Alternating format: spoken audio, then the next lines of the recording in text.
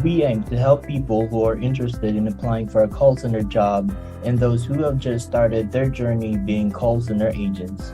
Stay tuned as we're going to share with you our work experiences, tips, fun, life, and more. Welcome to USAPANG Call Center. Good day to you guys. Welcome to our third episode sa Usapang Call Center. By the way, my name is Kay. I have with me with Brian and Judy.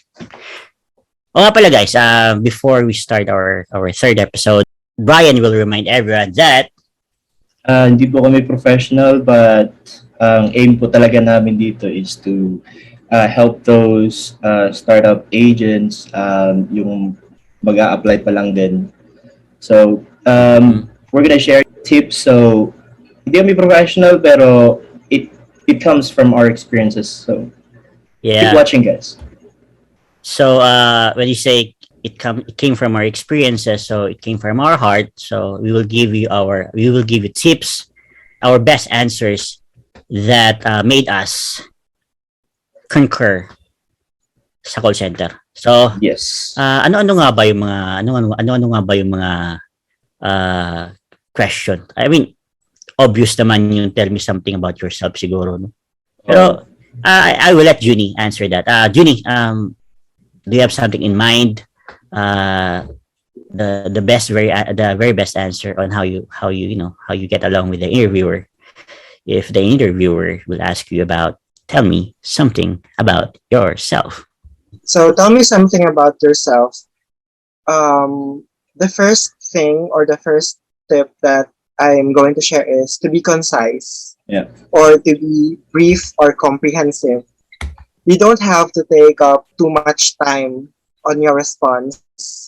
You Correct. don't have to drag all of your experiences or tell the hiring manager every single thing that you think makes you a great candidate. Just give a few important details that will spark their interest in learning more about you. Yeah. And I'm sure you'll get that interview off to a very strong start. Mm-hmm. If I'm going to do it, I'd have to start it with a greeting and then proceed to introduction or your name, because where would you want to start with yourself but your name, right? So yeah, introduce yourself by your name, and then if you want to insert your educational background or your job experiences if you have before, then that would be good. Then insert your goal. Your goal. Why are you trying to apply for that job or that company? And of course, I would also want to incorporate the interest or the passion that's still related to that job or to the company. Yeah, correct. Whatever you say or however you want to answer that question, be sure to sound confident, poised, and professional. Yeah. And I'm sure that's a good start. I agree. So kapag tinanong ka ng interviewer mo na tell me about yourself, like within the time frame, you need to make way as well na, you make them interested about you. And you need to make them feel that there's something in you that you can offer. Yeah, I also have additional tip because I actually watch YouTube and other ask for suggestion to other colleagues on how they answer. Tell me something about yourself, and some actually said that you don't need to tell your name because it's already in the resume. Actually, para sa akin, it is not formal. It is like for example, naniligaw ka ng babae and then yung nasagot ka na, ipapakilala ka sa magulang ng babae. ganun pa rin naman, di ba? Sasabihin mo pa rin naman pangalan mo, di ba? Although alam Oo. ng magulang ng lalaki, babae na ikaw, si Brian, just to make it, to be respectful, you need to say, ako nga pala si Brian, uh, ako po yung masuging malugid na maniligaw ng anak mo. Sinagot na pala ako. So, proper way talaga is sabihin mo yung pangalan mo. And the thing is, they can't also they also don't know how to pronounce your name. So Yes. the best way to do that is you have to introduce yourself. You need to first introduce yourself by saying your name, just to make sure that they pronounce it correctly. Remember, sabihin ng interviewer, sabihin nila, do you mind if I call you Bry? Do you mind if I call you Brian? Mm. It is because you did not mention your name. Kasi Yes. di nila alam kung paano i-pronounce your name mo eh. So, do you mind if I call you? Pero kung sinabi mo na for me, for example, kay Junie, minsan baka ibang pagbasa yun is June. Pero pag sinabi mo Junie na, sasabihin na nila si Junie ka. So, maiksi, precise, and very respectful. Yes. I agree. I definitely agree to those who have unique names. For example, Junie, I often called Junjan. Mm. So if Correct. mas mabuti talaga yung i-introduce mo yung self mo, your name, so the interviewer would know how to pronounce your name. Yun, ano bang isa pa sa pinaka, ano ba yung malala, pagka tinatanong na sa atin, kinakabahan ka na. Ano ba? Sa akin, yeah, one of the famous interview questions is, what are your short and long-term goals? Yeah, Importante kasi yun eh. That's how like the employer or the interviewer will look at you like meron kang plan sa career mo, right? And short-term goal is something na you want to achieve soon. Like it can be today, this week, this month, or this year. While yung long-term goal naman is something na you want to accomplish in the future, like in the next. Meron kasing questions, diba? Like, what are your plans? What do you want to be like in the next 5 to 10 years? Yes. Ganun. Yeah. And yung long-term career goal is something that will take you long period of time, like several years. Short-term career goals are like the actions that you must take for achieving your long-term goals. Hindi naman pwedeng shortcut. Like, dun ka agad mag-focus sa long-term career goals mo without achieving your short-term goals. Like, whatever your career field, you will have to undertake short-term tasks and plans and, complete them within a stipulated time frame to develop your career and grow professionally. So when making short-term goals, remember that they need to be specific, they need to be realistic, measurable, and achievable. And you must be consistent as well about following up on them to reach your career objective. So if I will be asked like what my short and long career goals are, for example, for me lang I will tell the interviewer that like I have understood the essence of making short-term goals to achieve my long-term career objectives. If I get hired today, like my short-term goals will be to do my best in every task I am entrusted with, gain the trust of my team, and learn a new set of skills to help me achieve my long-term career goal, which is like I've always been aiming to achieve promotions in the future in the next 5 to 10 years. Gusto ko maging team leader in the next 5 to 10 years. And yeah, just make sure na ma-achieve mo muna yung short-term goals mo bago ka mag-focus dun Yeah. sa long-term career goal mo. Yeah. Actually, correct yan. Should be there's a growth sa trabaho mo. So, Uh, well, yung growth mo dapat is in connection with your short-term goal. Paano ka yeah. magiging manager kung ang dami mong palya? Oh, So, in order for you to be to gain the higher level, mm, you should be trustworthy for that tama. task. Yun, importante And yun eh. Kasi, paano ka magiging team leader kung hate ka naman ng yeah. members mo? So, it Yeah, can be anyway, dangerous. our answer will be listed on our description below. Yeah. Ilalagay namin to yung mga sagot. Mm. Maybe pwede nyong gayahin and then i-twist nyo lang konti para sa future interview nyo, magamit nyo. Pero wag nyo namang gawin yung sinabi niyo. Word for Kasi word. we're very Yeah. unique eh. Iba-iba tayo ng experience Iba-iba tayo ng- experience sa buhay. Yes, iba-iba din tayo ng goals.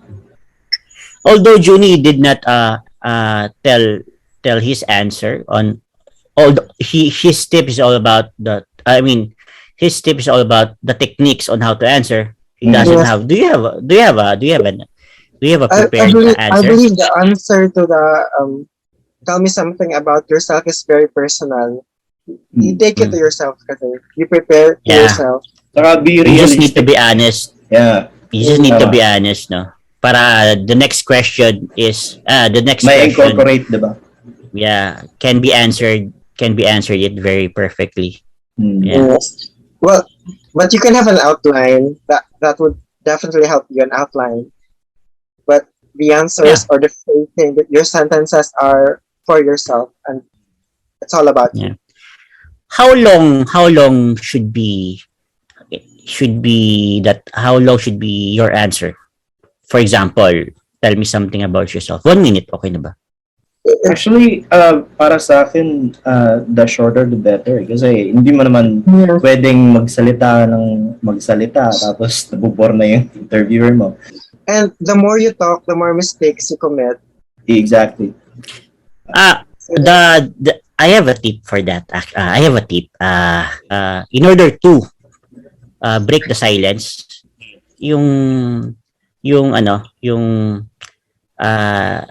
tanungin mo naman sila. For example, doon sa dulo ng tell me something about yourself, may bibigay mo na yung skills mo like I am a computer literate. My typing skill is 70 words per minute. I do online games 24 hours a day or 20, let's say 12 hours a day. So I am not new to computer. Is this what you're looking for? Na-break nyo na yung ice. Natanong nyo na sila. So, kumbaga, sasabihin nila sa'yo, ang sasabihin ng interviewer, oh yes, actually, kailangan namin yung taong pwedeng makapag-trabaho sa graveyard, merong magaling sa computer, di na kami mahirapan magturo. Na-break nyo na yung ice up. Kumbaga, nag-uusap na kayo. Kumbaga, ikaw naman ngayon yung magtatanong sa kanya. Rapport. Yeah. Okay. So, I guess, the third tip that we can share to them is, let's see, why should we hire you, pare, no? Siguro yun, no? Yun. Di talaga nawawala yan. Di talaga nawawala yung why should we hire you. So, let me just check my notes here. Okay. So, I have 3 notes here. I have notes here because I would really like to give my best shot to explain and to help people. So why should we hire you? Yeah. So there are 3 tips that I would like to share. There are 3 reasons or advice that I would like to share to people sa mga nakikinig dito. So first is I will explain why the interviewer asked the question, why should we hire you? Second is, I will give you 3 tips for answering this difficult interview question with confidence. So number 3 is I will give you 2 example answers that can cover your role. So let's say the generic answer, yung pwedeng kunin lahat, pwedeng gamitin na answer lahat. And then second is, since na ang gusto nating na bigyan ng advice is yung mga baguhan, meron din akong ibigay para sa mga freshers, sa mga new candidate, sa mga mag-a-apply. So first is sabi ko kanina, why is the interviewer asking you the question, why should we hire you? So there are two. For me, there are two. First is, it allows them to decide how the candidate is going to add value to their company. Why should we hire you? Di ba? Paano kaya makakatulong sa amin to? So, dito is puso ang labanan dito eh. Puso. Hindi utak. Kasi kung utakan lang, mas alam na ng interviewer yan na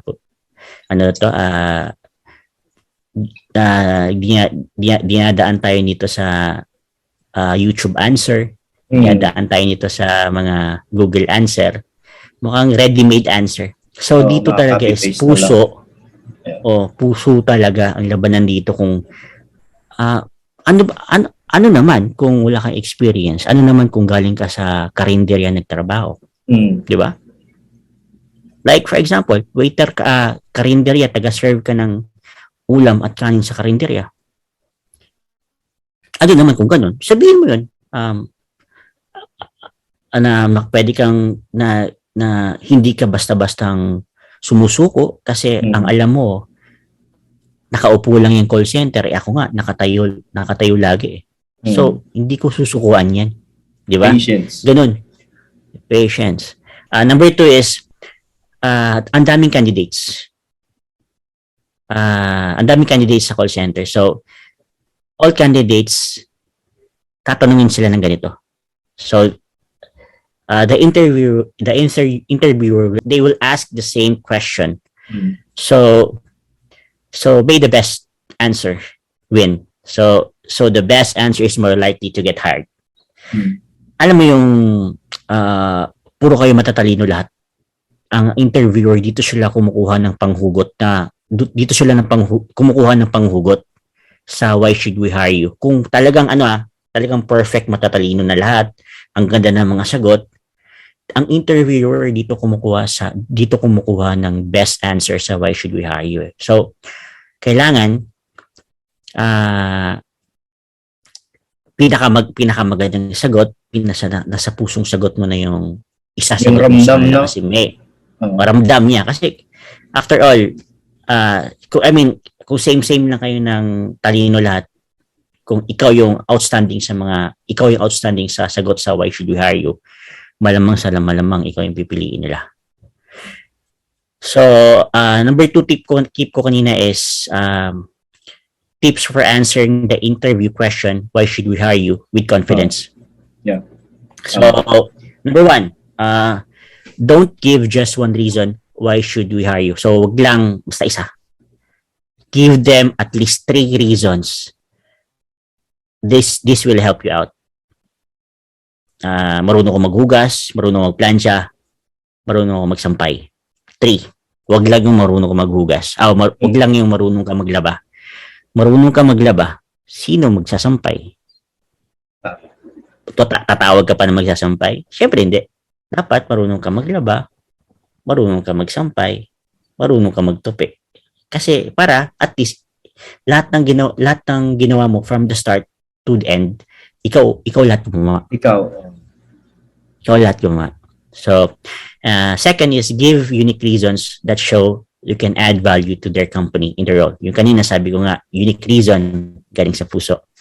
So, yung sabi ko niya, yung hindi ready-made answer sa YouTube, hindi ready-made answer galing sa Google. Remember guys, those interviewer, hundreds of applicants or thousands of applicants na yung nakakasalamuhan nila every week. Alam na nila yung mga sagot. So, copy-paste. don't give me them reason, don't give me them answer or copy paste answer kasi alam na nila yan. So number 3, tips kung paano sagutin ang interview question na may confident. In your answer, give an example of where you have achieved something or significance in a previous role. Or if wala, during your academic studies. So I'll give you 2 example answers. So kung paano sagutin yung why should we hire you. So depende to kung ano yung job role ang applyan mo. So there are 2, di ba? Sabi ko niya, generic answer at saka para din sa mga baguhan. So for generic answer, so ito yung isasagot ko. Sinulat ko to just to make sure na tama yung isasagot ko. Sasabihin ko. So why should we hire you? Generic answer.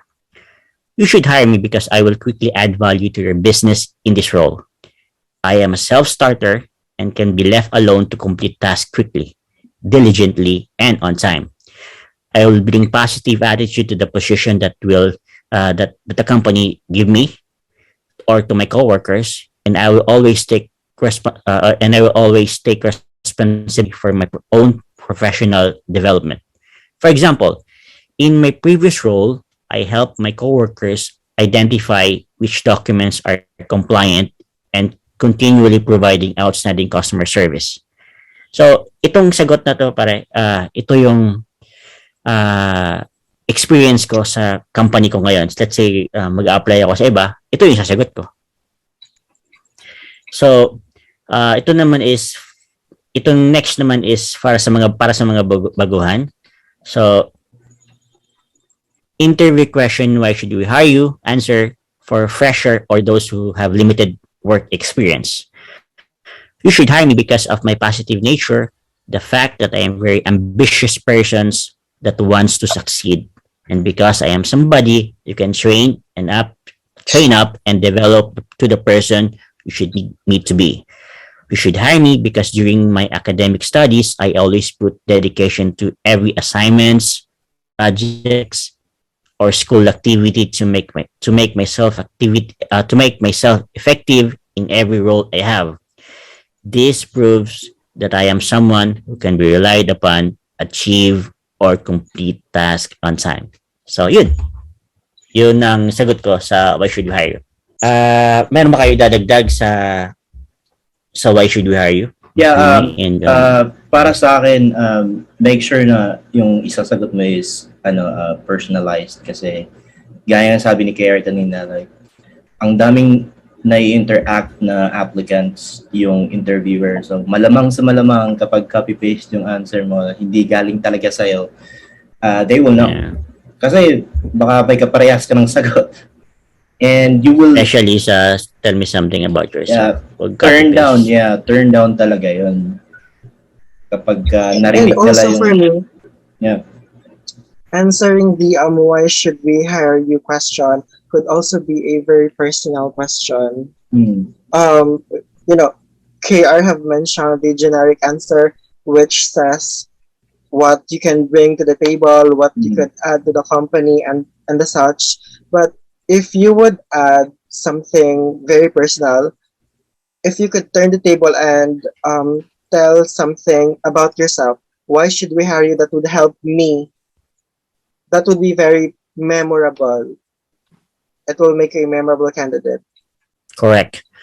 Sorry may singaw ako ngayon kaya di ko mabigkas ng hire or yung mga ibang letra na maayos. May singaw ako 2. Kasi nag-iba na yung klima dito iba kasi ang klima dito, mainit na mainit at saka malamig na malamig. Yun lang ang 2 klima dito. So ngayon, taglamig na. Yeah. Sa next episode natin, we will bring someone kakulitan lang. Kakulitan lang na pwede natin kausapin kung ano yung mga experiences mga experiences niya. Experiences. So is it okay if we bring beer to our podcast or not yet? Sobrang okay yan, bro. Okay Next yan. time na, no? Kasi Parang ano lang, we are normal, ordinary. Chill pagka lang may yan. kausap na tayo sa ano, Sige. pagka hindi na masyadong seryoso kasi ito seryoso eh. Oo. We're giving advice kung paano sumagot sa mga tanong sa interview. Yun nga, sabi ko nga kanina, masyado na ako madaldal, no? Pagod si Juni, kasi galing kasi tong beach eh. Sana all. Kailan So, naman? so ako na yung nag-initiate na dumaldal kasi pagod tong dalawa, si Brian galing din tong beach, galing Oo din, nga eh. galing si Nakakarating Juni ano. galing tong beach. So ako na nag-initiate na dumaldal. Yun. So, You say before we end tonight's episode, guys, do you have a general tip about answering an interview question? Like a general yeah, yun. Pagka galing talaga sa puso yung isasagot mo, labas na natin yung you can talk I can talk and understand English straight English labas na natin yun. Let's say for example lahat marunong na talaga, yung sagot mo galing sa puso, wala nang makakatibag yan kahit na tanungin mo ko ng tanungin pabalik na kung ano yung galing sa sinabi ko, masasagot mo yun eh kasi galing sa puso mo eh. How about Yeah. you, Brian? Basta just be realistic. Yung tips namin kanina doesn't mean na kailangan ganun din yung gagawin nyo. We're just giving you parang idea kung paano nyo sagutin yung interview questions. You know, make it personal, hindi yung copy-paste. Uminom ng tubig, Bray. Yes. Kasi ba, dala-dala kang tubig eh. Oo. Bring water. Drink water. Ayun lang. Ikaw, Jun, anong masasagot mo? Anong mabibigay pinaka-gel tip? Like be humble on the Yeah. interview. Tama. Doon sa mga walang experience, customer service madalas yung account sa call center, di ba? You can apply kung meron kang experience dati, like sa mall or sa restaurant. Meron pa rin namang customer service na you can share. Yeah. Yes. Pag napasaya mo, pagka sinunod mo yung utos ng tao, customer service na yun. Pag masaya siya sa ginawa mo, kasi sinunod mo siya, that is, siya? Good customer service.